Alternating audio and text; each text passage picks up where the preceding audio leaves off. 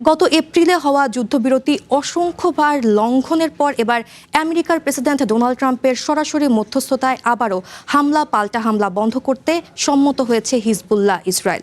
স্থানীয় সময় সোমবার ট্রুথ সোশ্যালে এক পোস্টে এ কথা জানান ট্রাম্প। তবে ট্রাম্পের এ ঘোষণার পরও দক্ষিণ লেবাননে ইসরায়েলি হামলায় অন্তত ৩ জন নিহত হয়েছে। ইরানের কর্মকর্তারা সম্প্রতি আমেরিকাকে হুঁশিয়ারি দেয় যে লেবাননে ইসরায়েলের হামলা বন্ধ না হলে আলোচনা ভেস্তে যেতে পারে। তেহরানের এই হুঁশিয়ারির পরপরই পরিস্থিতি নিয়ন্ত্রণে আনতে হস্তক্ষেপ করেন ট্রাম্প। ট্রুথ সোশ্যাল এক পোস্টে ট্রাম্প জানান, ইসরায়েলের প্রধানমন্ত্রী বেঞ্জামিন নেতানিয়াহু এবং লেবাননের সশস্ত্র গোষ্ঠী হিজবুল্লাহর প্রতিনিধিদের সাথে তিনি ফোনে কথা বলেছেন।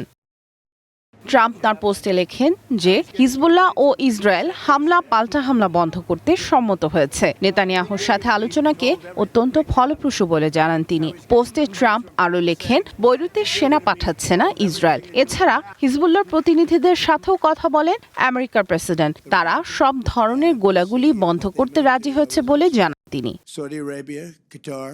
ওয়াশিংটনে লেবাননের দূতাবাস নিশ্চিত করেছে যে হিজবুল্লাহ পাল্টাপাল্টি হামলা বন্ধে আমেরিকার প্রস্তাব মেনে নিয়েছে। এই সমঝোতা অনুযায়ী বৈরুতে হামলা বন্ধের বিনিময়ে হিজবুল্লাহ ইসরায়েলে আক্রমণ করা থেকে বিরত থাকবে। পরবর্তীতে এই যুদ্ধবিরতি পুরো লেবাননে কার্যকর করার পরিকল্পনা রয়েছে।